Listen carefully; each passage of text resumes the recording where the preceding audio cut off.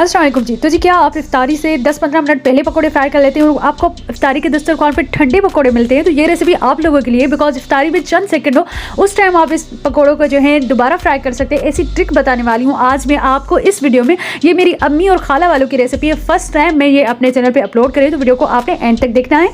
यहाँ पे जी हमने चॉप प्याज लिए, एक कप हमने आलू लिए हैं चॉप। कुछ इस तरीके से आपने आलू और प्याज को काटना है। Salt according to taste, 1 teaspoon red chilli powder, half teaspoon chilli flakes, कुछ ग्रीन चिलीज, कोरिएंडर, पुदीना जो भी आप ऐड करें। लेमन आपने लाजमी ऐड करना है, एक लेमन दिया था हमने। उसके बाद इन सारी वेजिटेबल्स को अच्छे तरीके से मिक्स करना है मसाले में। उसके बाद हम इसमें बेसन ऐड करेंगे।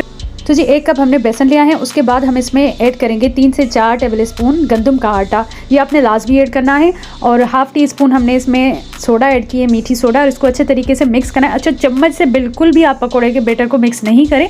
अगर आपको एलर्जी वगैरह है तो आप हैंड ग्लव्स ले लें, जैसे मुझे एलर्जी तो मैं हैंड ग्लव्स यूज़ करती हूँ, लेकिन हाथ से इस बैटर को बनाती हूँ। काफ़ी लोग चम्मच से बनाते हैं जिसकी वजह से आपके पकौड़े अच्छे नहीं बनते।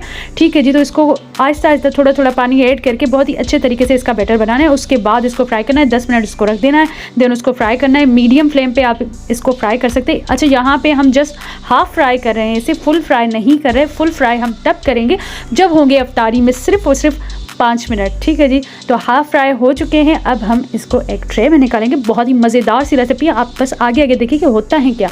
एक दफ़ा ये पकौड़े बनाएंगे ना, घर में सबको अच्छे लगेंगे। यहाँ पे हमने ग्लास लिया है जो कि इस शेप में हो, गोल वाला ग्लास, और इसको हमने प्रेस करना है। अच्छा, इसे टिक्की वाले पकौड़े भी कहते हैं, बिकॉज इसको हम कुछ इस तरीके से बनाते हैं। ये हमारी सीक्रेट रेसिपी है अम्मी और खाला वालों की, मैं आप लोगों के साथ शेयर कर रही हूँ।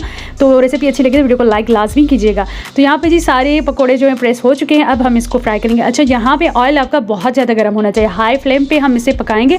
अगर हाई फ्लेम नहीं होगी, लो फ्लेम होगी, तो आपके पकौड़े जो ऑयली हो जाएंगे। हाई फ्लेम पर जस्ट चंद सेकंड इसको पकाना है। और देखिए जी मज़ेदार से पकोड़े रेडी हैं। और ये चटनी जो मैंने बनाई ना, पुदीने की चटनी, ये ख़ास इन पकोड़े के लिए ये चटनी बनाई है।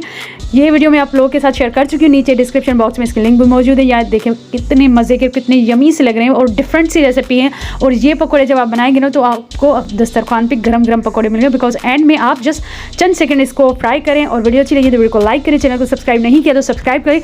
अल्लाह हाफिज़।